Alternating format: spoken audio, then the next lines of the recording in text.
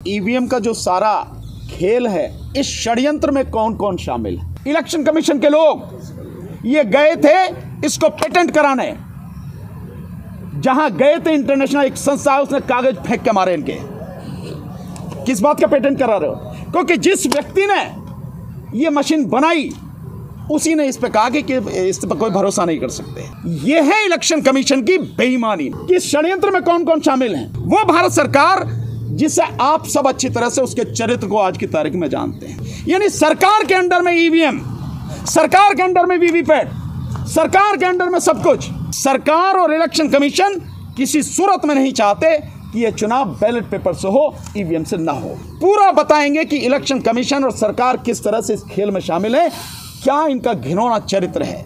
EVM से चुनाव नहीं होने देंगे, किसी कीमत पर नहीं होगा 2024 का चुनाव। वो जो अमृत काल है ना मोदी जी, एक बार मैदान में बैलेट पेपर से आ जाओ, वो सारा अमृत काल जो ना सब यहीं धरा रह जाएगा। एक खुलासा करेंगे और हमने बहुत स्पष्ट रूप से कहा था कि हम बताएंगे कि ये ईवीएम का जो सारा खेल है ये क्यों बनाए रखना चाहते हैं, इस षड्यंत्र में कौन कौन शामिल है, ये मैंने बहुत स्पष्ट रूप से बताया था। जो पीछे 2 दिन पहले जो हमारी प्रेस कॉन्फ्रेंस थी तो कुछ साथी बड़ा आग्रह कर रहे थे कि आज ही बता दो उस दिन क्या खुलासा है, आज ही बता दो। पर हर बात का एक समय होता है, एक तरीका होता है, और हमारी लड़ाई किसी आम आदमी से नहीं है, किसी अनपढ़ से नहीं है। हमारी लड़ाई बहुत पढ़े लिखे लोगों से है और बहुत मजबूत, जिनके हाथ में सत्ता है, जिनके हाथ में सब कुछ है, जो चाहे कर दें, उनसे हमारी लड़ाई। तो लड़ाई फिर सबूतों के साथ ही लड़ी जा सकती है, कागजों से ही लड़ी जा सकती है। और मैंने आपको कहा था कि सबूतों के साथ बताएंगे इस षड्यंत्र में कौन कौन शामिल है, कौन इसको बनाए रखना चाहता है। हमारे साथी हैं, उन्होंने ये आरटीआई लगाई, 3 आरटीआई, और ये आरटीआई उन्होंने लगाई, एक तो इलेक्शन कमीशन ऑफ इंडिया को, एक आरटीआई उन्होंने लगाई बीईएल को, भारत इलेक्ट्रॉनिक्स लिमिटेड, और दूसरी आरटीआई, तीसरी जो लगाई उन्होंने, वो लगाई ECIL, electronic corporation of India limited, जो हैदराबाद में है, बीएल बेंगलोर में। तो उसमें बहुत सारी चीजें पूछी गई, जो टाइमर वाली बात अभी हमारे साथी राजन पाल गौतम जी ने बताई है। साथ में ये भी पूछा गया कि जो वीवीपैट है, जो ईवीएम कंट्रोलिंग यूनिट है और जो बैलेट यूनिट है, इनकी पावर की जो इनकी कनेक्टिविटी है, इनकी केमिस्ट्री है, वो क्या है। इस तरह के बहुत सवाल पूछे गए। लेकिन मैं इन टेक्निकल सवालों को छोड़ते हुए बहुत सीधे एक सवाल पे आऊँगा, जिसके बाद मैं नहीं समझता कि किसी और चीज़ की ज़रूरत आपको रहेगी। ये 18 सवाल पूछे गए। 18 सवाल में जो 6 सवाल हैं, उन 6 सवालों के विषय में इलेक्शन कमीशन ने कहा कि this information pertains to Messrs BEL and Messrs ECIL which are separate public authorities, and under the RTI Act you may seek information from them directly। 6 के विषय में कह दिया कि ये उनसे संबंधित हैं, बीईएल से और सीआईएल से, आप सीधे उनसे पूछ लो। उसके बाद में जो 7वां सवाल है उसके विषय में कहा कि ये लेटर है इलेक्शन कमीशन का, इससे आपको पता लग जाएगी। 8वें सवाल के विषय में कहा कि ये क्वेश्चन क्लियर नहीं है। 9वें सवाल के विषय में कहा कि इलेक्शन कमीशन ही इनका मालिक है, जो वोटिंग मशीन है, ईवी मशीन है, इनका मालिक इलेक्शन कमीशन ही है। एक सवाल के विषय में कहा कि कोई स्पेसिफिक इंफॉर्मेशन इन्होंने मांगी नहीं है, और एक सवाल के विषय में कहा कि इलेक्शन के बाद में कोई ऑडिट वगैरह होता है, उसने कहा कि नहीं, ऐसा कोई प्रोविजन नहीं है। इसी तरह से सारे सवाल पूछे गए और आखिर में एक सवाल पूछा गया, सवाल नंबर 18, जिसको जानना बहुत ज़रूरी है। और उसमें पूछा गया कि ये जो ईवीएम है, कि जो ईवीएम मशीन है, जो वीवीपैट मशीन है, क्या इनको किसी ने सर्टिफाइड किया है? भारत सरकार के किसी उपक्रम ने किया है, भारत सरकार ने किया है, कोई राष्ट्रीय अंतर्राष्ट्रीय एजेंसी ऑर्गेनाइजेशन उसने किया है? ये सवाल है। जवाब क्या है? इलेक्शन कमीशन कहता है this information pertains to Messrs BEL and Messrs ECIL which are separate public authorities under the RTI Act. You may seek information from them directly. मतलब ये मेरे से रिलेटेड नहीं है। अभी मैंने जो सवाल आपको बताया वो सवाल क्या है, जिसका जवाब था कि इसका मालिक कौन है इन मशीनों का? मालिक है election commission of India. Election commission खुद कह रहा, सवाल नंबर 9 पे, voting machines are owned by the election commission of India. मालिक कौन है? Election commission. और जब ये पूछा गया तो कह रहा मुझे पता नहीं है, उनसे पूछ लो, ECI से BEL से। ओके, तो हमारे साथी ने फिर RTI लगाई BEL बेंगलोर को। उस RTI का जो जवाब आया आप उसे सुन लीजिए। ये इलेक्शन कमीशन को दी गई RTI थी ये, और ये इलेक्शन कमीशन के जवाब सारे, और ये इलेक्शन कमीशन का वो जवाब जो मैंने अभी 18वां आपको पढ़ के सुनाया था, ये जवाब है उसका। अब मैं BEL जो है उसको जो RTI लगाई थी, ये RTI उसको लगाई गई थी, ये RTI उसको लगाई गई थी। इसमें जो जवाब दिया मैं सीधा उसी को पढ़ता हूं। जो 18वां सवाल है बिल्कुल सेम सवाल पूछे गए हमसे, कोई अलग नहीं है। 18वें सवाल का ये देखें, लास्ट में जो है 18वें सवाल का जवाब देते हैं। वही सवाल है जो बिल्कुल पूछा, शब्द बाई शब्द वो है। जवाब बताता हूं केवल। EVMs and VVPAT are manufactured as per approved specifications of technical expert committee, जो अभी बताई, and inspected by the inspection agency identified by Election Commission of India। केवल वो तो बनाती है, और इलेक्शन कमीशन की जो कमेटी है, एक्सपर्ट कमेटी, वो जैसा कहती है वो बनाती है, और वही उसका इंस्पेक्शन करती है। तो फिर इलेक्शन कमीशन को यह जवाब देने में दिक्कत क्या थी कि सर्टिफाइड है या नहीं है, कौन क्या कर रहा है। इसके बाद यही RTI लगाई गई तीसरी जगह, ECIL। ये ECIL को लगाई गई RTI, और उसका जवाब है इलेक्ट्रॉनिक कॉरपोरेशन ऑफ इंडिया, ये उसका जवाब है। और इसमें बड़ी मजेदार एक बात, जो 18वां सवाल है उसका जवाब क्या है, ये 18वां सवाल का जवाब, एक लाइन का जवाब नीचे आप देखेंगे उसमें दे रखा है।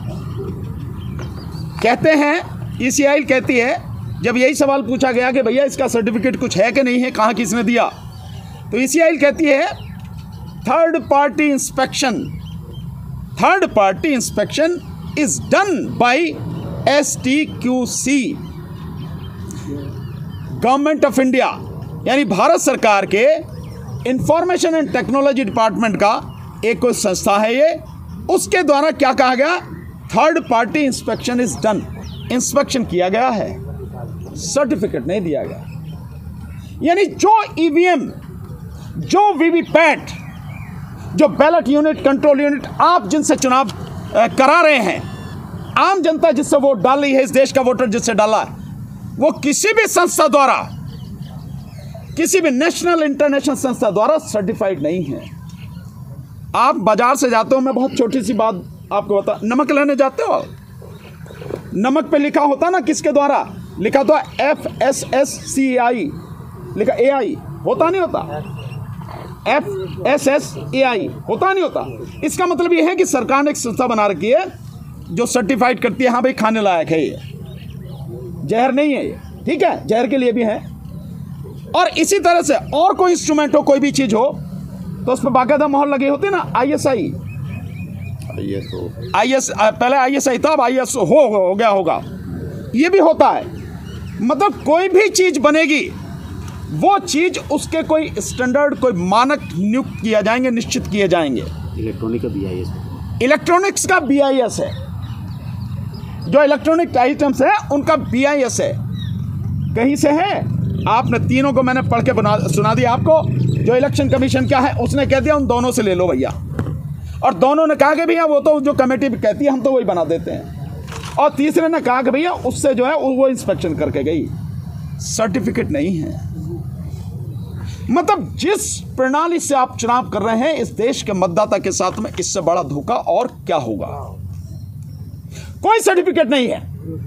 और मैं आपको बता रहा हूं, इलेक्शन कमीशन के लोग ये गए थे इसको पेटेंट कराने, जहां गए थे इंटरनेशनल एक संस्था है उसने कागज फेंक के मारे इनके। किस बात का पेटेंट करा रहे हो? क्योंकि जिस व्यक्ति ने ये मशीन बनाई उसी ने इस पे कहा कि इस पर कोई भरोसा नहीं कर सकते। और कोई भी चीज बना रहा है, चाहे आप ये मोबाइल है, चाहे आपका ये कैमरा है, ये कुछ भी है, कोई तो व्यक्ति बना रहा है ना। जो बनाने वाला है उसके विषय में पता होनी चाहिए सबसे ज्यादा। अगर उसके विषय में कोई भी ऑथेंटिसिटी दे सकता है, ऑथेंटिक बात कह सकता है, को सर्टिफाइड कर सकता है, तो वो व्यक्ति होगा ना कि ये कैसे करती है, क्या काम करती है। किसी व्यक्ति के विषय में आपको पता नहीं, कौन सॉफ्टवेयर बना रहा है, कौन क्या कर रहा है, कोई सर्टिफिकेट नहीं है। यह है इलेक्शन कमीशन की बेईमानी। मैं इसे सीधे शब्दों में बेईमानी बोलता हूं। और यह है इलेक्शन कमीशन का इस देश के लोगों को, मतदाताओं को धोखा। 100 करोड़ मतदाताओं, 140 करोड़ नागरिकों की पीठ में छुरा भोंकना, यह है उसका काम।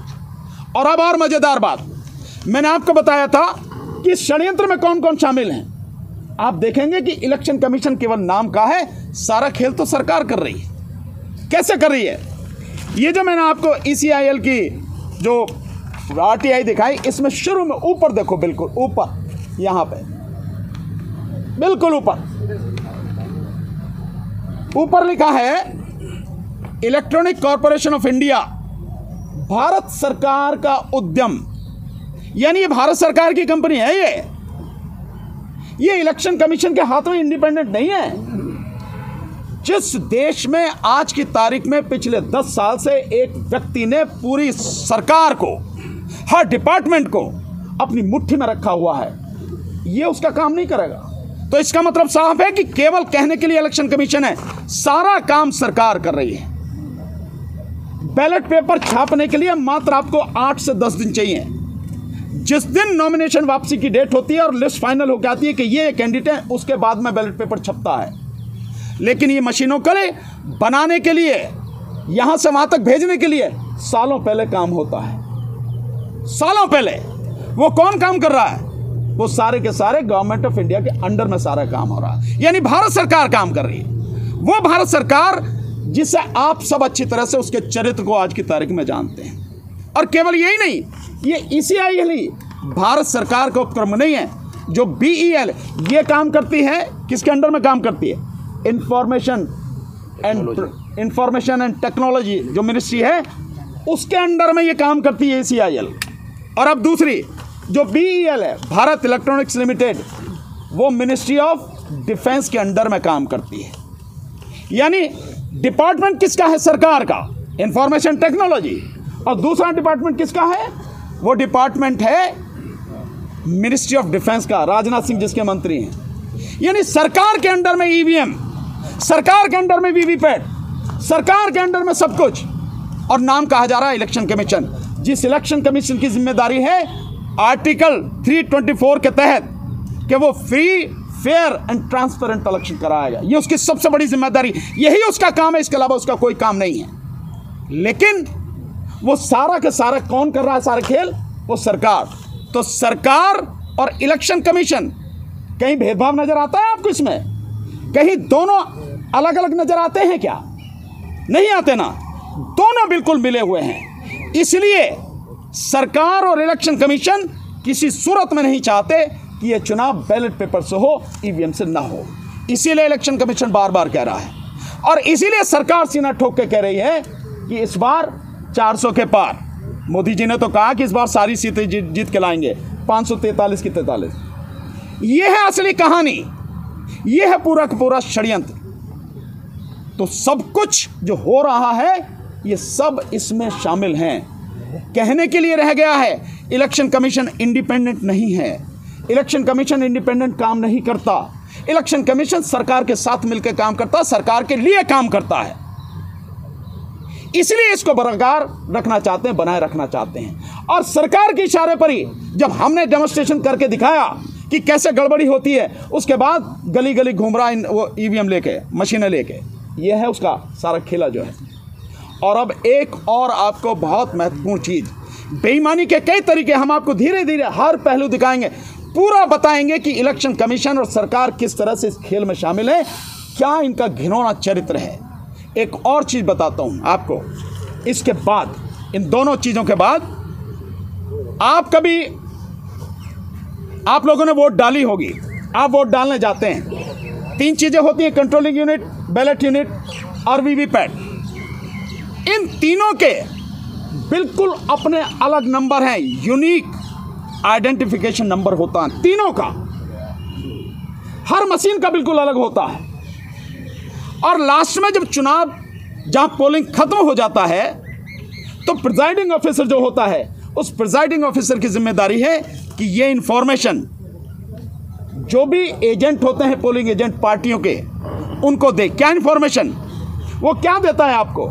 वो देता है आपको, इतने इस बूथ पे वोट थी, इतनी वोटें पड़ी, इतनी महिलाएं थीं, इतने पुरुष, इनकी वोटें पड़ गईं, और ये पर्चा बना के आपको दे देता है।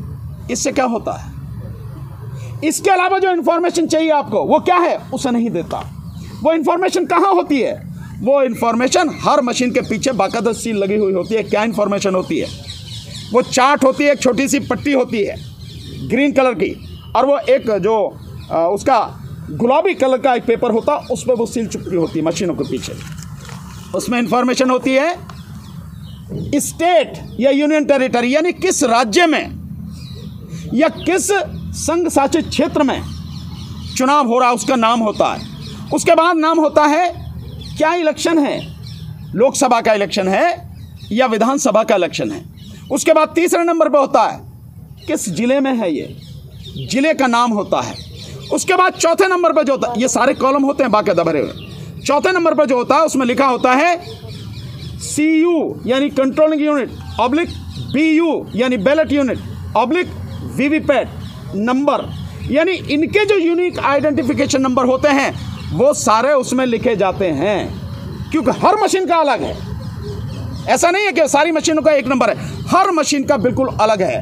तभी तो पहचान होगी ना कि उस बूथ की मशीन ये है, ये लिखी जाती हैं। इसके बाद जिले का रनिंग नंबर होता है, और इसके बाद उसमें होता है नंबर जो बूथ जो होता है उसका बूथ नंबर होता है। और ये नंबर जो प्रिजाइडिंग वो जो होता है रिटर्निंग ऑफिसर, वो अपनी कलम से डालता है, उसके सिग्नेचर होते हैं। जो इंजीनियर उसको ऑपरेट करता है उसके सिग्नेचर होते हैं। ये इंफॉर्मेशन किसी को भी नहीं दी जाती है, किसी को भी।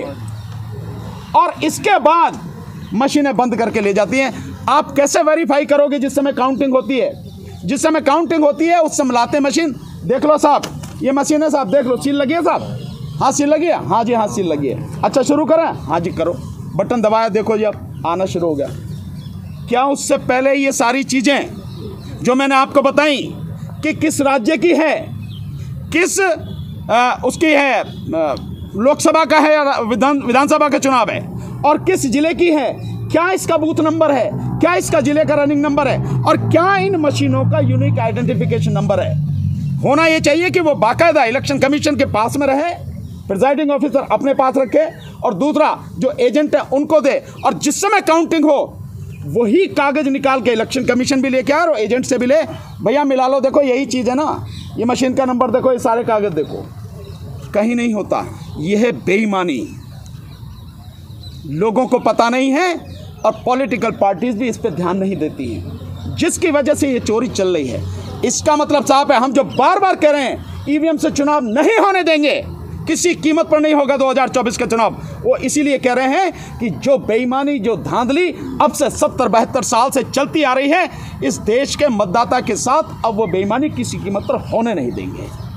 ये है सारी चीज़ें, क्योंकि ये सब कहने के लिए इलेक्शन कमीशन सारा काम तो सरकार कर रही है, और सरकार कभी चाहेगी कि वो ना जीते, जो मोदी जी दिखा रहे हैं, एक नया काल चक्र शुरू हो गया है, एक नया एरा शुरू हो गया है, अमृत काल।